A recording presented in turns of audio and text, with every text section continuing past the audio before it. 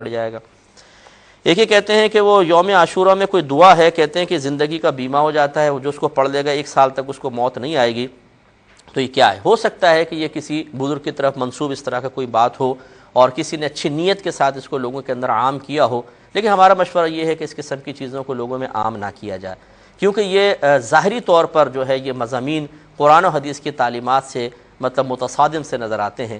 ہمارے نبی کریم صلی اللہ علیہ وسلم تو یہ احساس دلانا چاہتے ہیں کہ موت بالکل نزدیک ہے، لہذا صحیح حدیثوں کے اندر ثابت ہے کہ بعض اوقات آپ قضاء حاجت سے فارغ ہوتے تو وہیں تیمم کر لیتے۔ صحابہ کرام علیہم الرضوان عرض کرتے یا رسول اللہ صلی اللہ علیہ وسلم قریبی پانی موجود ہے، تو آپ ارشاد فرماتے ہو سکتا ہے کہ میں اس پانی تک نہ پہنچ پاؤں اور مجھے موت آ جائے۔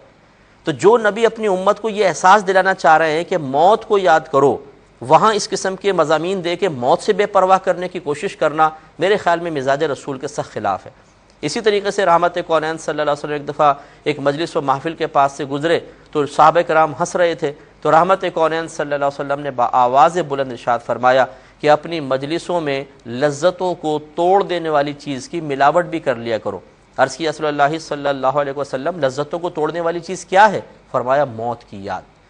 تو رحمت کونین تو موت کی یاد کے اتنا اصرار فرمائیں اور ہم موت سے بے پرواہ کرنے کی کوشش کریں، مناسب نہیں ہے۔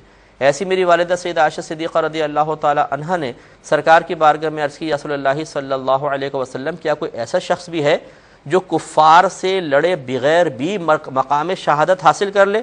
آپ نے فرمایا کہ ہاں، جو دن میں 20 مرتبہ اپنی موت کو یاد کرے۔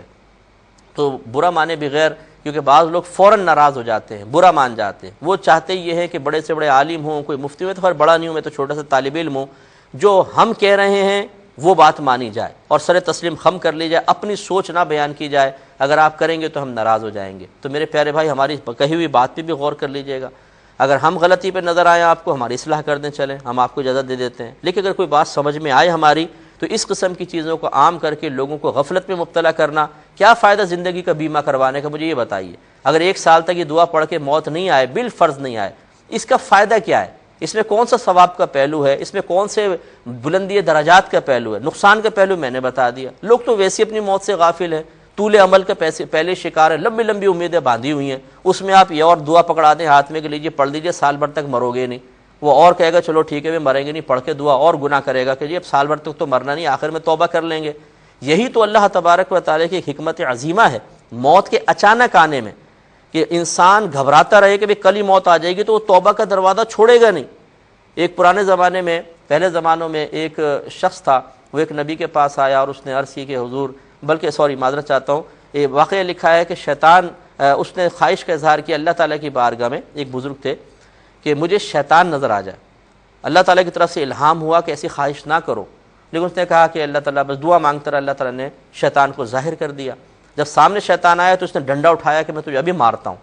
شیطان نے کہا کہ اگر تیری زندگی 20 سال کی نہ ہوتی نا، میں تیری گردن مروڑ دیتا، اور بھاگ گیا۔ اب اس کو ایک دم احساس ہوا یار 20 سال تک زندگی ہے میری، یہ نہیں سوچا کہ یہ شیطان ہے، اور اس نے پھر وہ طریقت کا راستہ چھوڑا، گناہوں کے راستے میں لگ گیا، اور کچھ عرصے بعد اس کو موت آ گئی۔ تو اکابرین نے لکھا کہ اس نے چونکہ ایک لمبی اس کو موت کا وقت دیر سے ہوتا ہوا محسوس ہوا، تو اس کی یہ حالت ہو گئی کہ غفلت میں مبتلا ہوا۔ تو اب لوگوں کو غافل کرنا بہتر ہے یا لوگوں کو اس طرف لانا بہتر ہے؟ اس کا فیصلہ میں آپ پہ چھوڑتا ہوں، خود دیکھ لیجیے۔ ایک یہ کہتے ہیں کہ کیا